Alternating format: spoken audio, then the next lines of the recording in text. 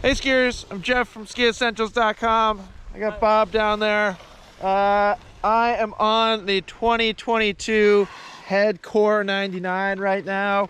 Really nice day up here at Stowe, so we figured we'd come up and take some test runs on it. We have been testing this ski for a while now. Pretty cool stuff. It is like kind of following the trends of the Core skis, but they did make some changes to it. Kind of just refining it, making it a little bit lighter. We'll talk about all that stuff, all the changes, all the details, because if you recall, there's a lot of different stuff in these skis. So we'll do all that back in the studio. For now, Bob and I are gonna keep skiing, enjoy this sunny weather, and yeah, we'll talk to you in a little bit back in the studio. Bob, what do you think about a stability test through this chundery frozen snow over here? Well, we're gonna find out, aren't we? I think so. So I'm just gonna like straight line. Okay. Do I need to follow you?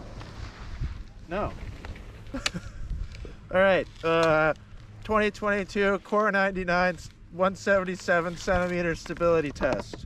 Let's see it. Take one.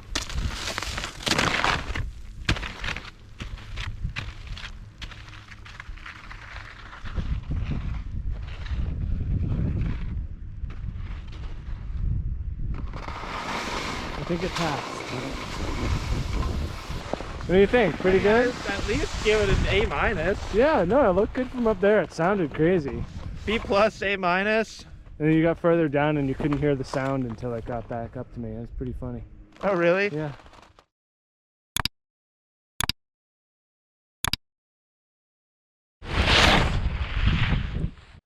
Hey skiers, here we are back in the studio to talk more about the 2022 Head Core 99. Really fun skis. I've been really enjoying testing them. It's pretty unique among all the ski options right now. They're light, they're agile, and they're quick, but they're also strong. They're pretty burly skis. They're stable. You can really push against them, and I think add all those things together, and it's a pretty unique ski. They are making some changes for 2022, as I alluded to in the intro. So first off, we get more lengths. So that's kind of a big thing. We've talked about this before with other skis and other brands. So this ski, this is the previous Core 99 over here, that had 4 length options. And kind of the issue with that is it was 9 centimeter jumps between lengths. Now this ski has 6 length options, and there are 7 centimeter jumps between those lengths. So much easier to kind of hone in on what length works best for you personally. And even beyond that, like take me for an example at 5'10", 150 pounds. I feel like I could ski this ski in both the 177 and the 184, kind of depending on the terrain, the snow conditions, what I wanted out of the ski. The 177 would be more nimble, more agile. The 184 a little stronger. So I think it's really valuable to have those extra lengths and the shorter distances between them. Aside from that, the shape of these skis is pretty darn similar. Kind of the only thing that I might point out is that camber height seems a little lower on the new ski, but really not much. I would say, if anything, it's a difference of a couple millimeters. Rocker profile is very similar. Taper shape is very similar. This is the 177. This is the previous 180. Those two skis actually share the same exact side cut dimensions and the same turn radius at 17 meters. So really similar shape overall. Not a drastic departure from the traditional Core shape. If anything, it's basically the same. Now, construction is kind of where things changed more significantly. So for one, they dropped the choroid. So that used a unique material called choroid. There's still a fair amount of unique materials in this ski, but no more choroid. So we get a Karuba and poplar wood core.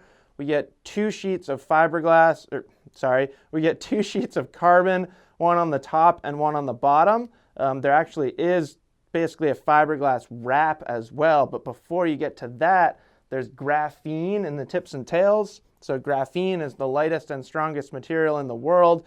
Basically, by using it up here in the tips and tails, they're able to get the profile of the ski a little thinner, very similar to like what we would see from a Fisher Ranger or something like that, where the ends of the ski gets really, really thin. But graphene is still very strong, so they're able to shed some weight up here, increase float, but also retain a torsional stiffness or some rigidity up there, some responsiveness in the tips and tails. We also get a dampening layer, and then we get that fiberglass, and then it's finished with a polyester fleece top sheet, which is the interesting top sheet has always been a trait or a characteristic of the core skis. Head kind of says like they don't have a top sheet. To me, it's really hard to say like it doesn't have a top sheet, because then what's that? I think like a more accurate or an easier way to communicate that is it's just a unique top sheet material. So pretty cool. The result of all these changes is that it's a little bit lighter. So if you were to look at it on paper, just in the statistical analysis, this is 1,800 grams as opposed to a little over 1,900 grams. One of the ways that Head was able to do that, they tweaked the construction like I just said. They also gave it this chamfered finish, or it's got like a little bit of a bevel to the top sheet of the ski. It's almost like a partial cap construction. I don't think it's really fair to say that it's cap construction, but I think that's like a pretty accurate way to communicate what it looks like.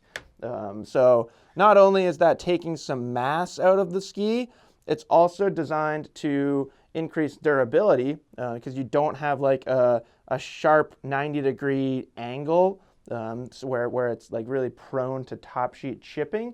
That was kind of a complaint of these skis, was just cosmetically they got a little beat up along the edge of the top sheet. Also designed to give it a little bit more playfulness, a little bit more compliance. And I do think it's worth pointing out that the flex pattern feels a little different. These skis have always been very light and very strong, which makes them highly responsive. This ski is literally one of the stiffest skis in its category, even though it's, at least in the middle of the weight range, or maybe leaning towards the lighter side. This ski is definitely now leaning towards the lighter side, but it's still pretty stiff. The thing that I notice most about it is the tail has a little bit of a softer flex. I'm able to kind of push through the flex of the tail more, which I think does translate to performance. But overall, it's still a pretty darn stiff ski, especially like up here in the mid body or the fore body of the ski, kind of right after the tip ends, like right where that hand is to that hand, feels pretty darn stiff. So 17-meter turn radius in this ski, pretty long camber. It's not like a ridiculous amount of rocker or splay or anything like that. So on a groomer, it's a pretty strong ski. Among skis this light, it might be the strongest, just in terms of like how much you can push against it. You can really give it a lot of skier input. A lighter weight skier like myself may actually find that it's kind of hard to get it to flex. Like I really feel like I have to ski this thing hard. I have to give it a lot of skier input. I have to be in the front of my boots. I have to be powering up this portion of the ski if I want it to make a quicker, responsive carving turn. But when I get it to do that, boy, the power that it has coming out of a turn is pretty darn impressive for a ski that's this lightweight. It's also perfectly happy just kind of like, not cruising, I'd say. I think that's like a little bit, that's not really an accurate description, but at least like riding in longer, bigger arcing turns. And in fact, I feel like it makes a bigger carving turn than the 17-meter turn radius might indicate. I feel like if you want it to make those shorter, snappier carves, you really do have to give it some skier input, which I think is great, because there's a lot of really aggressive, really strong skiers out there, people that are used to like skiing a race ski or skiing a GS ski, but they want something wider and lighter, but still want to be able to ski like that. I think this is a really great option. Now the other benefit to this ski on a groomer is it's always willing to skid a turn. It's never feeling like it just wants to hook up and carve, which is part of the reason why it requires some skier input to get it to make like a, to get it to really come across the fall line. But if you just, like say like a less aggressive advanced skier, or maybe even an intermediate, I think you'd want to be a pretty athletic intermediate to get this ski. But if you're not the type of skier who's just laying railroad tracks down the trail all the time, this ski still works really well. It's still very compliant. In fact, I think it's more forgiving than this ski in that sense, because the tail's a little softer and it just feels a little smoother overall. I give a lot of credit to this chamfered top sheet finish in the way that it doesn't feel chattery when you're kind of throwing it sideways or skidding, even on firm terrain. For a ski that's this lightweight, it's pretty impressive that they can achieve that. So, in general, I think there are objectively probably skis in this width range that outperform it on a groomer by most people's standards. But I think that standard has a lot to do with how much input you're willing to give a ski. You put a heavy, strong skier on this thing and they won't have any trouble getting it to do whatever they want. There are skis, like I was saying, that you have to give them less skier input to kind of get the result that you want, but then there's a limit to how much you can push against them. So this is a really good tool for, again, those like aggressive, advanced, expert skiers who want to really drive a ski in a turn. Now, the other side of this ski, and it's almost like a dichotomy because it almost feels like they have two different personalities in the sense that they're strong and stable on a groomer and kind of demand some skier input, or at least a relatively active, engaged skier. But then when you take them into ungroomed snow, or if you're trying to just make like short, agile turns, like really short, quick turns, it really does, it's a different personality comes out of this ski. It is insanely quick. It is insanely agile. It is, I think it's one of the quickest skis I've skied all year. Like when I take it into trees and stuff like that, just how easily you can get it, throw it side to side and like just put it into a position that you need it to be in order to make the next turn, or it does like whatever you want it to do. It goes wherever you want it to do in the trees. Now it still does it with a very snappy, responsive feel. There are other skis, like we just talked about the M399 from Dynastar, and that thing has more of a slow, slarvy, kind of drifty feel where you're just kind of like slipping and smearing through the trees. This, you're really skiing through the trees. You're making deliberate movements. You're making like specific turns in specific spots. And I think there are a lot of skiers out there that value stuff like that. So I think it's a pretty cool ski in that sense. Now, I'm really thankful that they gave this ski a little bit of a softer flex. I'm the type of skier that I like to be pretty playful. If I'm in the trees and I see something off in the distance where I feel like I can like pop off it with my tails and kind of get like a ollie spring effect, this ski is a lot more forgiving and a lot more compliant in that sense than this ski. And I think overall this ski is smoother and damper and more forgiving than that ski, while still retaining that precision, that responsiveness, and the powerful, just precise feel that these skis have. So strong on a groomer, even though they're light, which is like a unique feel. They really do feel unique when you're carving a turn. Like I said, you can just stand on it. You can stand on your outside ski. In fact, they want you to stand on that outside ski. A couple times I felt like my weight got a little weird and like all of a sudden I had too much weight on my inside ski and my outside ski was kind of like it just kept going that way. They're not like extended side cut skis. You have to ski them. You have to be engaged. But they're really, really cool. They're really strong on a groomer. And then the way that you can just how nimble and quick they are in tighter terrain and technical terrain, even if you're just like making shorter turns on the side of the trail or something like that, They're unbelievably quick. They're unbelievably responsive. It's just an extremely agile ski while still being very, very stiff. I also think it's definitely a good candidate for a touring ski. You know, again, I know I keep talking about the stiffness of the ski, but that's basically what it comes down to, because there's a lot of skis in this weight range. You know, you have a lot of options. If you want a all mountain ski around mid 90s to 100 underfoot, and you might want to do some touring on it.